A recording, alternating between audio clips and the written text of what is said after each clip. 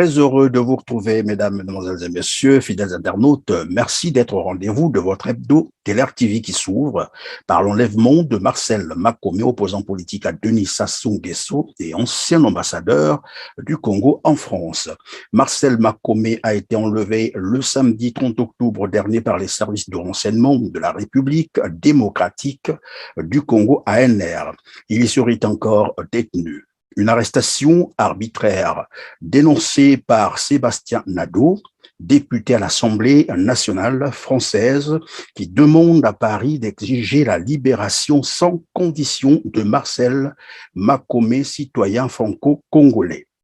Les voix se lèvent également du côté de l'opposition congolaise à Brazzaville, qui dénonce cet ignoble acte d'enlèvement qui rappelle malheureusement la triste histoire des années 60 et 70, notamment les échanges entre Mobutu Sese Seko et Mariam Ngouabi, des opposants politiques, Ange Diawara et Pierre Moulele, qui furent torturés et exécutés. Poursuivons notre hebdo Télé TV avec l'environnement. Comme vous le savez, la COP 26 a ouvert ses portes le 31 octobre dernier et se poursuit jusqu'au 12 novembre prochain. Le Congo-Brazzaville, porteur du projet Fonds Bleu pour le climat, y a été représenté par une délégation de 64 membres, mais seulement voilà. Le Congo-Brazzaville a été finalement dépossédé de la gestion de ce projet Fonds Bleu pour le climat au profit de la République démocratique du Congo. C'est un reportage de Georges Goma. La COP 21 lui avait donné le coup de grâce, le quitus de François Hollande pour un troisième mandat indu. La COP 22 de Marrakech l'avait installé gestionnaire d'un fonds bleu pesant 10 milliards de dollars lourds pour préserver le patrimoine mondial que représente le bassin du Congo et l'Amazonie. Une aubaine. L'homme effrayant du magot, du très gros magot. Glasgow en Écosse, c'était hier. C'était la COP 26 où le Congo espérait aller toucher le jackpot. Mais que nenni. Le Congo de Sassou Nguesso fait vraiment de la peine. Que se passe-t-il? Le tyran, le Néron du Congo, avec une délégation pléthorique, allait faire du tourisme et des emplettes en Écosse et rentrer au bercail, la queue entre les jambes, comme on le dirait. On le dit très furieux, acariâtre sur les bords les plus tranchants. Il est inconsolable. Et pourquoi? Il vient de recevoir le retour du bâton d'une escroquerie diplomatico-économique devenue la marque de dépose du régime. Fond bleu par-ci, fond bleu par-là. Le tyran joue du chantage avec la communauté internationale à qui il réclame de l'argent. Il menace même la communauté internationale d'aller exploiter le pétrole sous les tourbières qui captent le dioxyde de carbone pour espérer capter du pognon à son compte. Mais la communauté internationale n'est pas dupe. Très préoccupée par les enjeux de changement climatique desquels dépend l'avenir de l'humanité avec un risque intercurrent d'extinction, la responsabilité du Fonds bleu a été donnée à un président plus convenant et non plus à un chantre de la très mauvaise gouvernance, du non-respect des droits humains et surtout de la criminalité économique et financière. Le Fonds bleu est désormais échu à Félix Antoine Tshisekedi, qu'on a vu en vedette à Glasgow parmi les plus grands de ce monde, quand les Congolais de Brazzaville écumaient les couloirs en quête de selfie. Sassou non plus n'a pas rencontré Joe Biden, le président américain. L'actualité de la semaine dernière au Congo-Brazzaville, c'est aussi la fraude signalée au niveau de la banque postale du Congo où plus de 2 milliards de francs CFA se sont volatilisés, conséquence d'un piratage informatique des cartes monétiques. L'alerte avait été donnée par la Banque centrale, nous rapporte Loriquet. Le mardi 2 novembre 2021, les sociétaires de la Banque postale du Congo ont eu la mauvaise surprise de constater que leur compte bancaire avait été complètement siphonné et que ceux-ci étaient déficitaires alors qu'ils étaient créditeurs. La banque aurait perdu, en peu de temps, la somme de 2 milliards de francs CFA envolés dans la nature, truandés par des hackers via les distributeurs automatiques et les cartes monétiques, soupçonne-t-on. Le système informatique de la banque venait d'être changé par l'institution financière pour le logiciel Delta, semble-t-il plus efficace que ce qu'utilisent actuellement toutes les autres banques de la place. Ce changement avait été réalisé par une sous-traitance camerounaise soupçonnée d'être à l'origine de ce cyberbraquage à l'insu de la banque. Situation assez choquante et déroutante. C'est la Banque centrale qui a donné l'alerte, ayant constaté des retraits massifs avec des cartes monétiques qui avaient quasiment les mêmes codes. Une telle opération, nous a affirmé notre source au sein de la banque, ne pouvait se faire sans complicité interne. Mais la banque n'a pas souhaité commenter l'information. Approchée par plusieurs médias, la direction de la Banque postale n'a rien laissé filtrer pour l'heure, et aucun communiqué ni aucune déclaration officielle n'a été fait. La police congolaise et Interpol se sont saisis de l'affaire, interpellant très rapidement plusieurs suspects, dont des sujets camerounais et des agents de la banque. Ainsi, la mise en cause de plusieurs salariés de la banque a été confirmée. La police a dans la foulée réalisé un coup de filet en prenant sur les faits un des hackers à Pointe-Noire alors qu'il tentait de vider un autre compte avec l'aide d'un complice qui se trouvait sur les lieux. Cette cyberattaque porte un grand coup à la Banque postale du Congo. Mais il est prématuré de parler de faillite de la banque. En effet, celle-ci dispose d'un capital de plus de 18 milliards de francs CFA logé à la Banque centrale et elle a comme principal actionnaire l'État qui possède près de 80% des actions de la banque. Il y a quelques semaines à peine, vous vous souvenez, un scandale financier international cité Denis Sassou Nguesso qui aurait disposé pendant près de 20 ans une société offshore aux îles Vierges britanniques.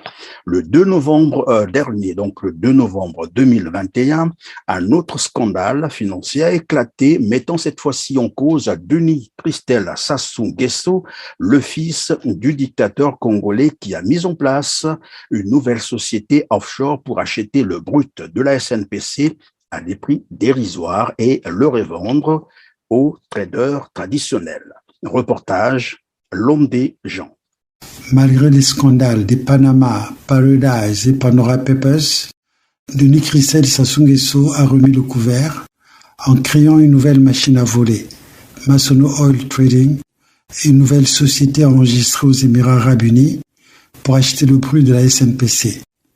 Cette nouvelle société a été mise sur pied par 2 traders européens pour le compte de Denis Christel Sassou Nguesso avec l'appui du patron de la SNPC, Raoul Ominga. Masono a acquis en septembre un cargo de brut auprès de la SNPC pour le revendre avec une marge à des traders traditionnels.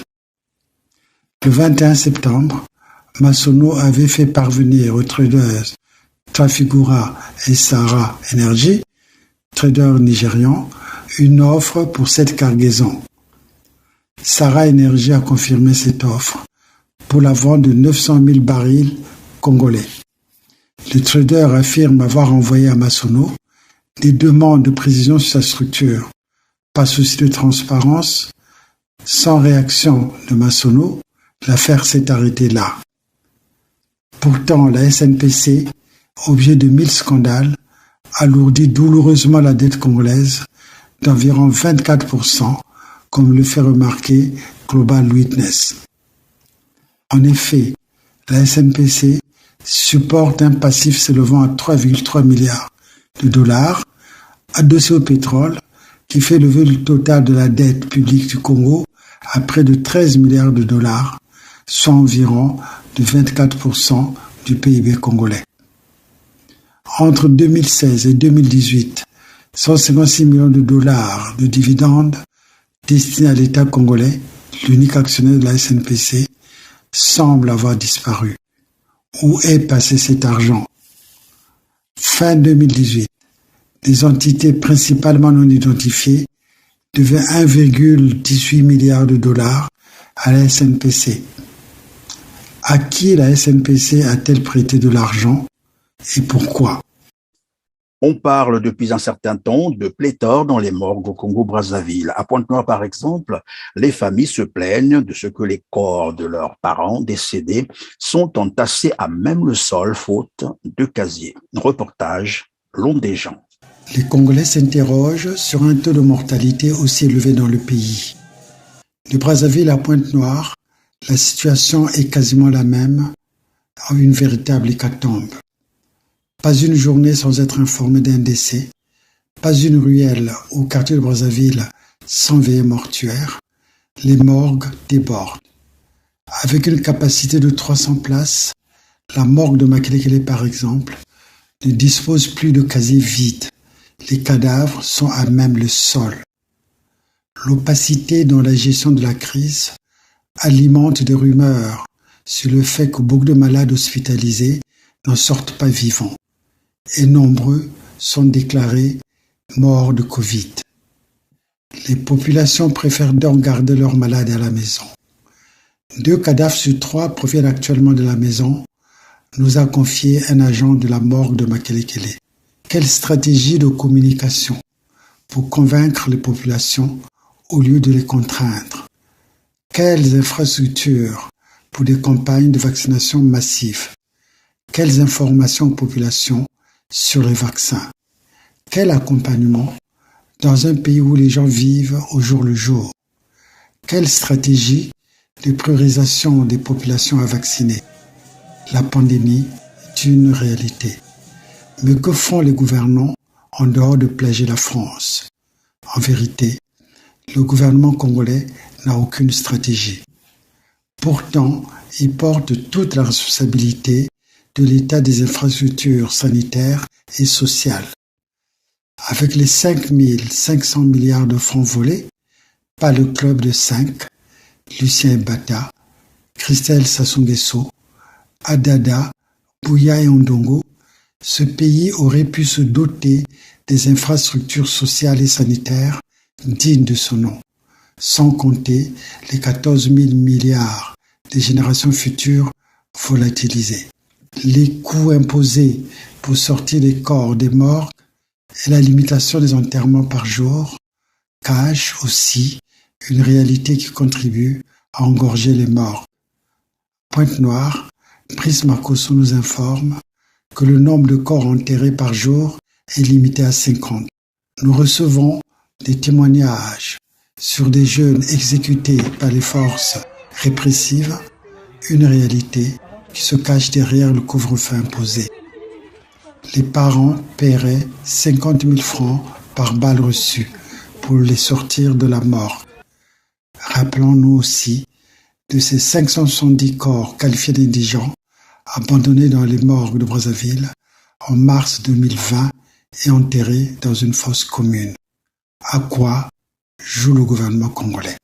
Depuis 1994, la Croix-Rouge française avait conclu un partenariat avec les centres de traitement ambulatoire de Brazzaville et de Pointe-Noire dans le cadre de la lutte contre le VIH. Malheureusement, ce contrat a été rompu en juillet 2019 avec toutes les conséquences que cela a désormais sur le suivi des personnes vivant avec le VIH au Congo-Brazzaville. Reportage Loriquet. Cela fait plus de 30 ans que la pandémie du VIH-Sida sévit avec plus de 38 millions de personnes infectées dans le monde, dont les 2/3, soit 23,5 millions, se trouvent en Afrique subsaharienne. Au Congo, le taux de prévalence est estimé à 5%, soit près de 250 000 personnes qui vivent avec le VIH, dont plus de 20 000 enfants. L'Organisation panafricaine de lutte contre le sida, OPALS, s'est associée à la Croix-Rouge française pour optimiser l'accès au traitement des pays du Sud, notamment africains, et développer le réseau des centres de traitements ambulatoires, CTA. Créé au Congo depuis novembre 1994, le CTA, spécialisé contre le VIH-Sida, apporte des soins à près de 25% des personnes infectées. Intégrés dans le système sanitaire local et associés aux programmes nationaux de lutte contre le sida, les CTA de Brazzaville et Pointe-Noire assistent les structures existantes dans la prise en charge des personnes infectées par le VIH, dans le dépistage, le suivi thérapeutique, le soutien social et psychosocial et la possibilité de développer une action communautaire. Pour assurer un fonctionnement efficient du CTA, un partenariat avait été signé avec le ministère de la Santé et de la Population et la Croix-Rouge française, dans les termes suivants. L'intégration du CTA dans le programme national de lutte contre le sida, PNLS, ainsi que l'affectation pour le programme CTA d'un bâtiment et de personnels médicaux ou paramédicaux complétés d'une allocation financière de l'État bénéficiaire de ces structures ambulatoires. Comme de coutume, l'État congolais n'a pas apporté sa quote-part, tournant ainsi le dos à ses engagements contractuels. La délégation de la Croix-Rouge française, présente au Congo depuis 1998 et mobilisant près de 70 employés, a dû se retirer du programme pour laisser le gouvernement congolais face à ses responsabilités. C'est ainsi qu'en juillet 2019, la Croix-Rouge française s'est retirée du programme après en avoir informé le ministère de la Santé et de la Population en proposant un accompagnement en phase de transition. Le ministère de la Santé devait en reprendre la gestion au 1er janvier 2021 et la Croix-Rouge française au titre de conseil. Il faut noter que l'implication de la Croix-Rouge française a permis d'obtenir des résultats probants dans la lutte pour l'éradication de la pandémie au Congo. Son départ impacte fortement la gestion des CTA à présent livrés à eux-mêmes. Pour illustration, dans un passé récent, il n'existait aucune rupture d'approvisionnement des médicaments dans les centres ambulatoires, à la différence de nombreuses structures locales gérées par l'État. Le Congo connaît actuellement une épidémie de type généralisé, avec une prédominance du VIH de type 1. La situation de la flambée du virus sur le territoire national, reléguée au second plan par la pandémie Covid-19, interroge et inquiète. Cette situation semble arranger le Programme national de lutte contre le sida, PNLS, qui favorise le développement d'un marché noir dont on dit qu'il est le premier pourvoyeur. Couplé à la vétusté et à l'état déplorable de nos hôpitaux, qui sont de véritables mouroirs, augure de jours difficiles pour les populations vulnérables. Qu'est-ce qui reste de la firme brésilienne Asperbras, tant vantée par le régime de Brazzaville, qui lui avait d'ailleurs cédé contre toute procédure d'appel d'offres de marché public, l'approvisionnement en eau potable et l'industrialisation du Congo-Brazzaville? Une réflexion de Georges Goma. Asperbras ou la brasse de la grande désillusion, tel pourrait être le titre d'une belle chronique. Le grand désenchantement sur l'industrialisation du Congo. Au Congo de Sassou Nguesso et son escouade d'escroquerie politique qui nous a servi du sang et des larmes est sœur jumelle de l'escroquerie économique qui la justifie d'ailleurs. En 2010, en pompe de l'air aux Congolais, des politiques abracadabrantesques, le chemin d'avenir, en réalité, le chemin de croix. Après la nouvelle espérance soldée par la grande désespérance. Les discours aux accents lyriques et jouissifs marquaient la référence. Le Congo de demain est une mosaïque industrielle. Fini l'hégémonie du pétrole. Fini le chômage des jeunes. On avait applaudi. La vision était pourtant atteignable. Le pays est très, très riche. Point d'achèvement, entrée colossale de recettes pétrolières et on fait cadeau des milliards aux pays amis. L'opérateur de cette ambition gigantesque fut tout trouvé. C'est le Brésilien Asperbras, spécialisé dans la reconstruction industrielle. Vous avez bien compris, la reconstruction industrielle au Congo, il y a une logique à une telle stratégie. Ils n'ont pas oublié qu'il fallait d'abord reconstruire les industries laissées par Massamba Débat, qu'ils ont cassées et démantelées les unes après les autres. Et qu'à cela ne tienne, Asperbras était bien installé. Asperbras aura construit des usines. Les complexes de bâtiments à Maluku sont visibles. Aquala Alain, dit le cerveau bleu, se croira être sorti de la cuisse de Jupiter. Il n'avait pas arrêté de pérorer sur ses S, ces fameuses S. Un peu moins vocable, son successeur Gilbert Mokoki à ce poste juteux. Des industries sans fonction industrielle, des barrages hydroélectriques sans fourniture d'électricité sont une addition à somme nulle. Moralité, le Congo est assurément le grand spécialiste de gigantesques éléphants blancs.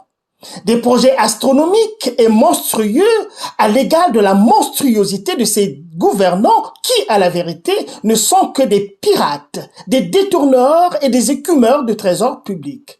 Les trois grands chantiers d'Asperbras au Congo, à savoir l'industrialisation, l'approvisionnement et la santé, sont un échec cuisant. Le système est disqualifié et les Congolais méritent une meilleure respiration aujourd'hui. L'actualité africaine, on commence par la RCA. Tentative de coup d'État ou simple incident militaire entre la garde républicaine et les casques bleus égyptiens de la MINUSCA. En tout cas, la tension est montée la semaine dernière entre l'ONU et Bangui, se rejetant la responsabilité, bien entendu, de l'incident survenu le 2 novembre dernier dans le périmètre de sécurité de la résidence du président Faustin Archange Touadéra. Reportage. Alors que le président centrafricain Faustin Archange Touadéra séjournait en Écosse dans le cadre de la COP26, un bus transportant les casques bleus égyptiens de la MINUSCA avait franchi vers 15h30 heure locale le périmètre de sécurité présidentielle à Bangui. Il s'est retrouvé à 120 mètres de la résidence du président Touadéra.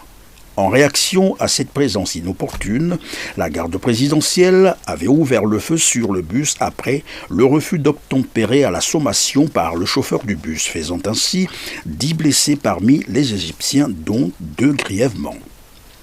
En forçant la voie pour fuir, le bus des Nations Unies a heurté et tué une jeune centrafricaine de 16 ans qui l'a traînée sur 20 mètres. Elle était en train de courir comme ça, et les véhicules qui sortaient en vitesse là. Et puis, il paraîtrait qu'ils l'ont traîné sur le goudron. Ils ont monté, puis ils sont partis. En vitesse, ils sont partis. Et en même temps, il y avait des coups de feu, coups de fusil. L'accident était mortel sur place. L'ONU a condamné une attaque délibérée, inqualifiable et exige une enquête par la voix de Mankeur Ndiaye, son chef. La MINUSCA a exigé que les auteurs de cette attaque criminelle soient immédiatement mis aux arrêts. En réponse, le gouvernement centrafricain a affirmé que les tirs de la garde présidentielle visaient les pneus du véhicule pour le stopper. Le gouvernement centrafricain a mis également en doute la thèse de l'erreur d'itinéraire avancée par la MINUSCA. Puisse justice soit rendue à la jeune fille, lumière de sagesse, a déclaré Madame Sylvie Baipo Témon, ministre centrafricaine des Affaires étrangères, qui pense que la victime a été fauchée suite au non-respect des réglementations et que les casques bleus ont enfreint les règles et sont donc responsables de sa mort. Le message du gouvernement ne traduit pas la réalité, a réagi la MINUSCA qui rejette l'enquête conjointe proposée par Bangui. La MINUSCA fera ses propres investigations au gouvernement de faire les siennes, a indiqué Vladimir Montero, porte-parole de la MINUSCA. Cet incident, que certains centrafricains qualifient de tentative de coup d'État contre le président centrafricain, intervient dans un climat tendu entre la RCA et la France. Au sujet de la jeune fille heurtée par le bus de la MINUSCA en fuite alors qu'ils étaient sommés de s'arrêter et de se présenter, je vous propose de suivre le témoignage de sa mère. Des hommes blancs avec des véhicules qui passaient l'un après l'autre.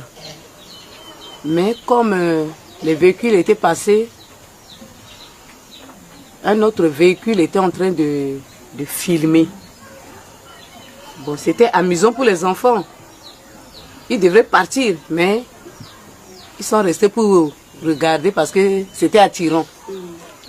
Dans un instant, les gardes présidentiels étaient en train de discuter avec les blancs qui étaient dans le véhicule de UN là. Ils leur disaient que c'est pas possible de filmer la maison du président. Il y avait des discussions. Et après, il y avait des coups de tir. Les enfants étaient traumatisés. Les deux étaient tombés à terre. Celle-là, comme elle est très traumatisée, elle était en train de courir comme ça. Et les véhicules qui sortaient en vitesse là, la connue, qui l'ont traîné sur le goudron. Ils ont monté, puis ils sont partis. En vitesse, ils étaient partis. Et en même temps, il y avait des coups de feu, coups de fusil. Bon, l'accident était mortel sur place. C'était ça. À l'Institut Gabriel Péou en classe de 3e. Une très excellente fille en classe. Une très excellente fille en classe. Je l'ai prénommée Lumière de sagesse. Et c'est une fille très sage. Je l'ai perdu comme ça. Moi-même papa, moi-même maman. J'ai élevé ces enfants-là comme ça, jusqu'à cet âge en classe de 3e. Et une mort subite comme ça, violente, atroce. Enfin, pour terminer, direction le Chili où les Pandora Papers commencent à faire des victimes. Le Parlement chilien vient de voter la mise en accusation et la motion de destitution contre le président Sébastien Piñera après plus de 20 heures de débat. Le président chilien est impliqué, comme vous le savez, dans la vente et l'achat du projet minier Dominga par la famille Piñera Morel à Carlos Delano. Une révélation qui avait été faite par les Pandora Papers. Vous avez compris que c'est la fin de cette édition d'Hebdo Teler TV. Merci de l'avoir suivi. Likez, partagez, abonnez-vous pour ne rien rater des programmes Teler TV.